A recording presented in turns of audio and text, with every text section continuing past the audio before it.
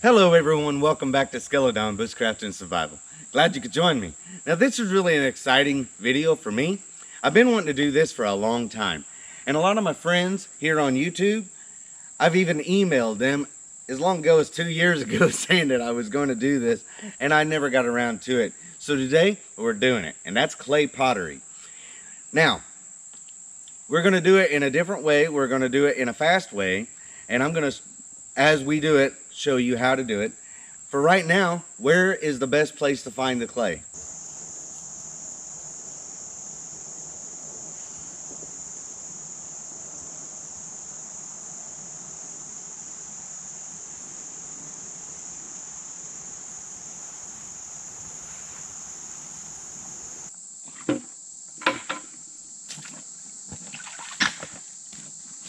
All right, as you can see right here, the ground level's up there, and this creek bed is actually cut all the way down into the clay part right here. Now you can tell where the soil changes as it comes down. It's got a lot of sand right there because the creek used to be up above here, right? But down below here,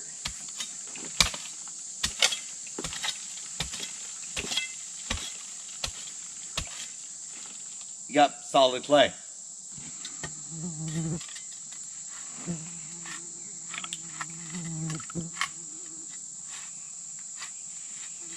This is a huge pile compared to the small bit that I actually got from this. And believe you me, removing the rocks was more difficult than removing the redness.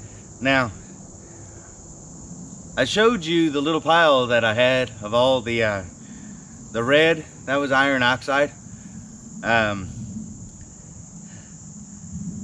was kind of a easy chore to remove. Even though it was time consuming, it was an easy chore. The difficult chore is removing all the rocks. Now, if I had a little bit more time to process the clay, which, like I said, we're doing it in a faster way.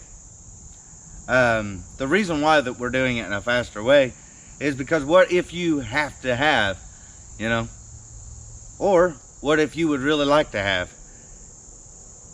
something to hold water in, something to drink water out of, something quick. It's going to take a couple of days, but it's not going to take a week. It may not be perfect, and I almost guarantee that it won't be perfect because of all the rocks in it. However, if there was no rocks in it, if I could get all the rocks out, which I'm going to do my best, then it'll work just fine and no problems.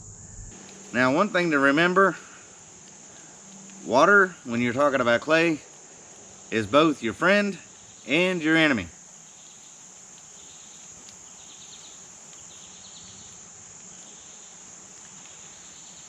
And the reason why is because if it's too wet, then it gets really hard to work with. And when firing, if it's too wet, then it will crack. So that means that you gotta wait a little longer before you can throw it in the fire. So if you get it to the point where it's pliable and easy to manage, you're good to go.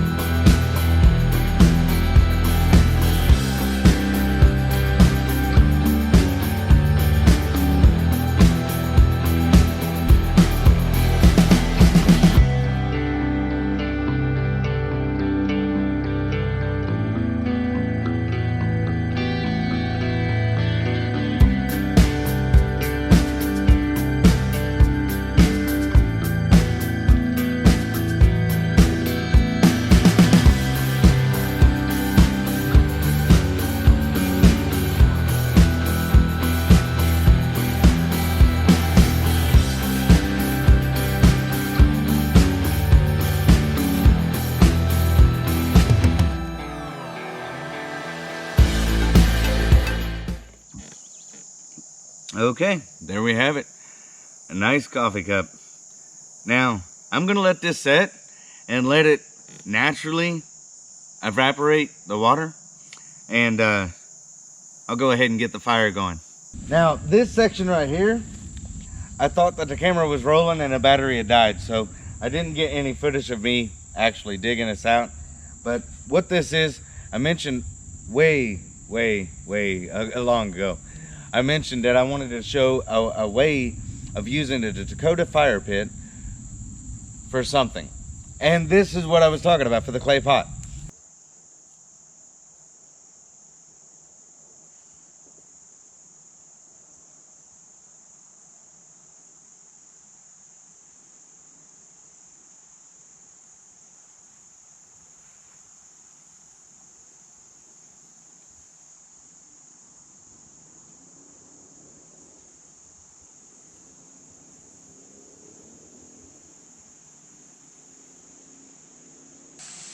I did all this and started the fire and got it blazing hot and everything, over 1,000 degrees temperature, for 3 reasons. The first reason is, and I did that after I made this, and the 3 reasons.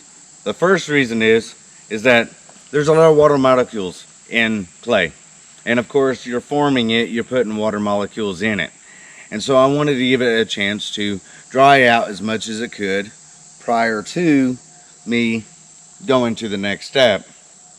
The second reason is that these are hot coals. Now,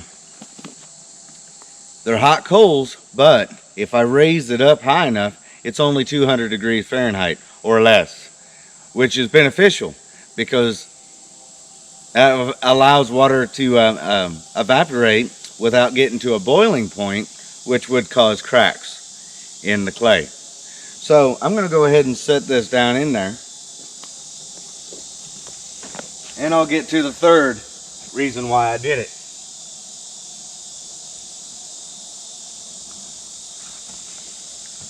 The third reason is that it gives me a whole bunch of ashes, and the best way to fire clay is let it be surrounded in ashes. Ashes hold heat really good. It's a good insulator. It allows the heat to slowly build up. You don't want it to go too fast, but at the same time, see, it's summer right now. And this time, even this time, it's supposed to rain. So if a cool breeze comes through and it catches that, then that temperature fluctuation will cause it to crack. Also, in the wintertime, of course, if anything hits it, then that will be a huge difference in temperature, and it will definitely crack it. And ashes actually do a good job of insulating from that temperature change. So I'm going to go ahead and let that sit there, and let me just check and see what is the temperature right now. Okay, the temperature is 161.0. 161.0, which is fine. It doesn't have to be a perfect 200 degrees. It just has to be hot enough to evaporate some water molecules and not get to the boiling point. Now I've got it sitting on a rock, and I'm actually going to show you here. All right, I've got it sitting on a rock, and so that's raising it above the coals. And of course there's a lot of ashes around there that I could actually reach down there and touch, and I'll prove that right here. This right here, I can actually touch it because it's not hot at all. The heat is coming from down here and up. So those ashes on top is what I'm wanting to use to surround the pot. So I'm actually going to let that sit there for a good 4 or 5 hours, and then I'm going to feel it and see where it's at and see whether or not it's ready. Now doing it in this method right here actually speeds up the process. Otherwise I would have to let it sit for a week, maybe 2, and allow those water molecules to escape from it before firing it. Now, what I'm wanting here is I'm wanting a bed of ashes that are not extremely hot. I'm going to set this right here.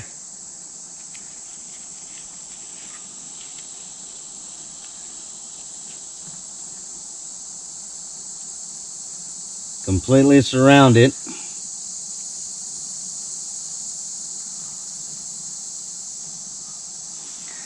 And then I'm going to completely cover it.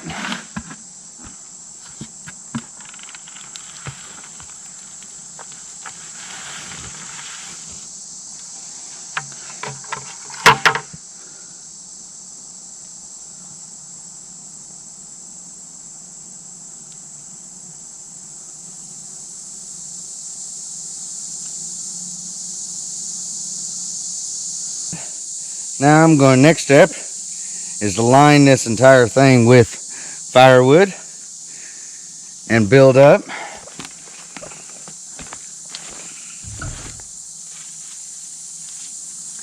And I'll be back when I get it all laid out before I start it.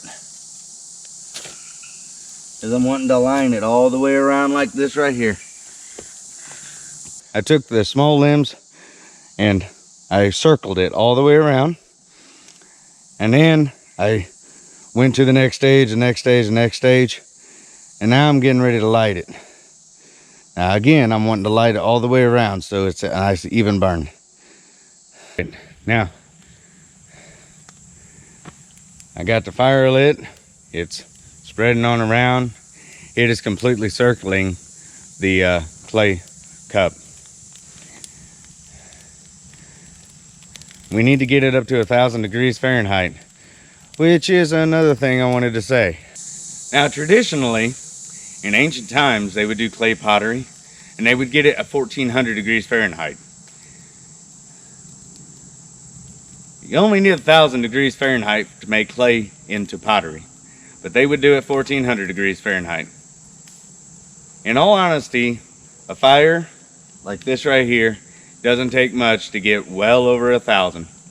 Now to get it higher, like 2,800 or somewhere around there, now that takes preparation in order to be able to do. But to get it over 1,000, even get it close to 2,000, it's not really difficult if you got enough fuel. I want to point out how red those coals are. Even the ashes that I put on and around and in the clay cup is starting to get red all the way around.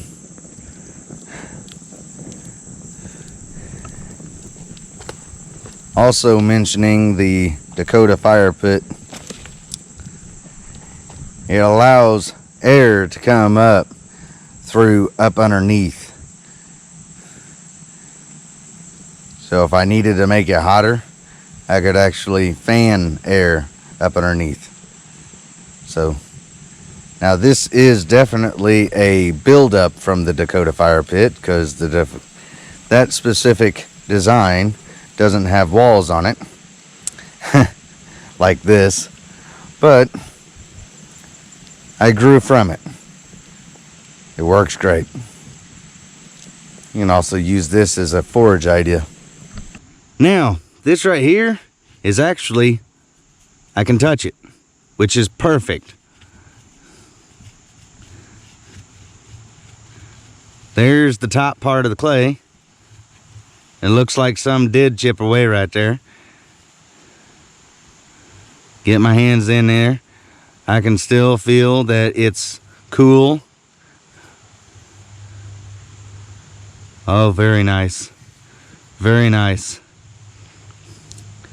Very, very nice.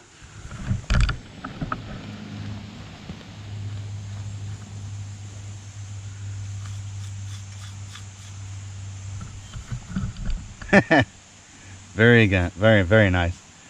In fact, for the most part, everything is perfect. Everything is perfect except for that one right there.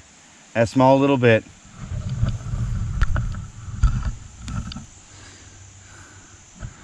So that tells me that I actually got most of the rocks out except for that small little area right there, which is really sad, but it's not a total bummer.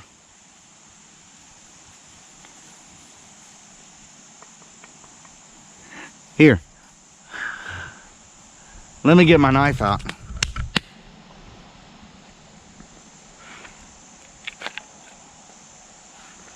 You can hear.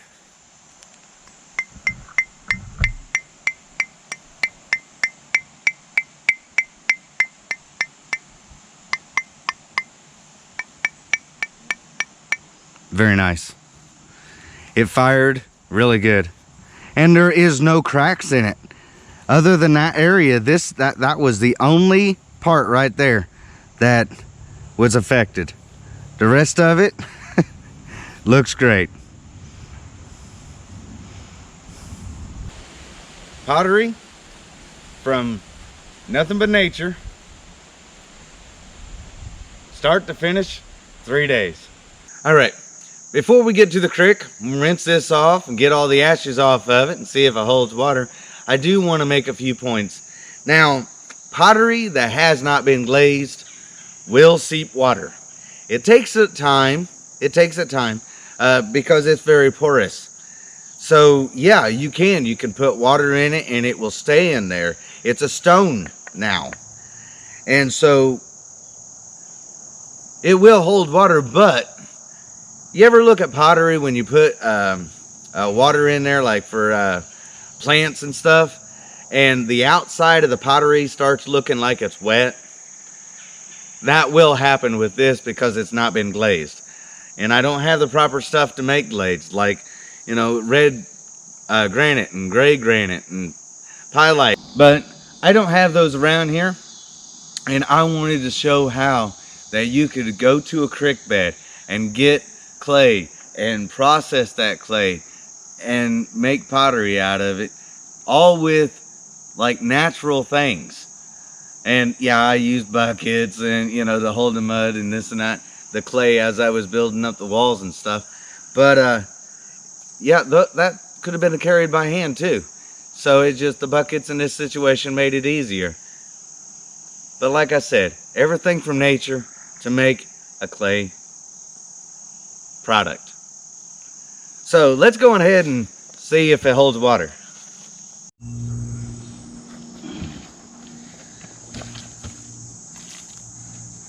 Just wanting to rinse it off and see.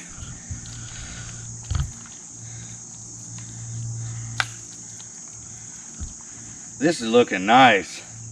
Has a nice color to it, and as you see, nothing is rubbing off. It is completely fired. It's good.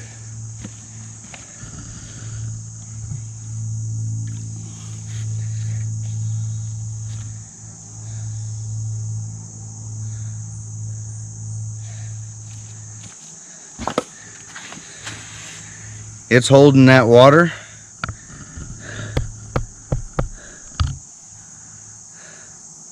Not leaking.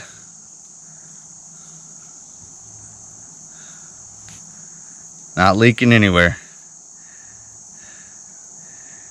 The water's not changing color.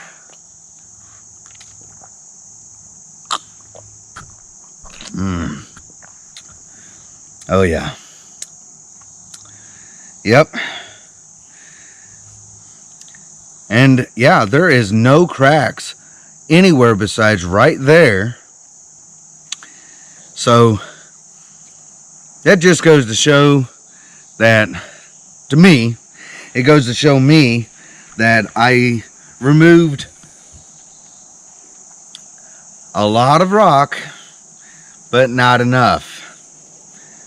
So if I would have taken a little bit more time with the rocks and get those removed, then that would have been perfect. And still being able to get it done in a 3-day period. Yeah, I'm really, really, really, really happy about it. All right, well, there you go. That concludes the clay pottery video. I am so glad that I finally got a chance to do it. I've been wanting to show this for a long time with the Dakota fire pit, how to speed up the process, get clay pot in 3 days, you know.